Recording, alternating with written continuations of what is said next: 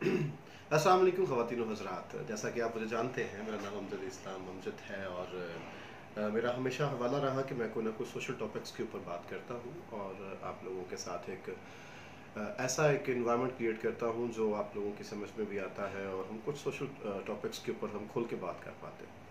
मैं आपको, चूँकि इलेक्शंस आ चुके हैं और इलेक्शंस करीब हैं, तो इलेक्शन जब करीब आ जाते हैं तो बहुत सारी बड़ी अजीब किस्म की बातें फिर होती हैं, रूनुमा होती हैं, जो आपकी और मेरी सोच से कहीं बालातर होती हैं। ऐसे ही मैं आपको एक चाचा जी की कहानी सुनाता हूँ। एक चाचा रहीमा है, उसकी उम्र कोई 80 साल के करीब है।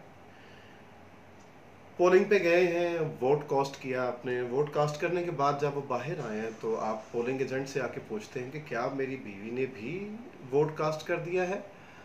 तो पोलिंग एजेंट फौरन लिस्ट, जो खवातीन वाली लिस्ट है, उसमें उसका नाम ढूंढने लग जाता है और कहता है कि हाँ जी, अभी 5-10 मिनट हुए हैं, आपकी बेगम साहिबा भी वोट कास्ट कर गई है।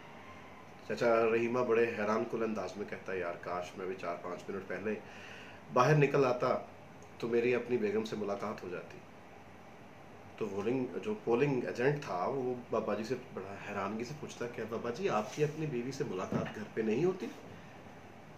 तो बाबा चाचा रहीमा जो है वो बड़े प्यार से उसको बाद में कहता है कि बेटा, बात दरअसल ये है कि मेरी बीवी को मरे हुए 10 साल हो गए, मगर मैं देखता हूँ कि जब भी इलेक्शन आते हैं मेरी बीवी वोट ज़रूर डालने आती है और मैं इसी बात के इंतज़ार में आखिर तक बैठा रहता हूँ कि शायद मेरी उससे मुलाकात भी हो जाए।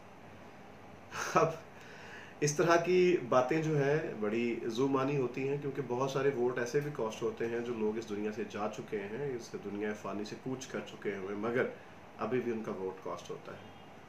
उम्मीद करता हूँ कि इस दफ़ा इस तरह का कोई अमल नहीं होगा, कोई खलाई मखलूक जो है हमारे दरमियान में मौजूद नहीं होगी। और हो सकता है कि जो मियाँ नवाज शरीफ साहब ने कहा था कि खलाई मखलूक मेरे पीछे पड़ी हुई, कि कहीं यही वो खलाई मखलूक तो नहीं है।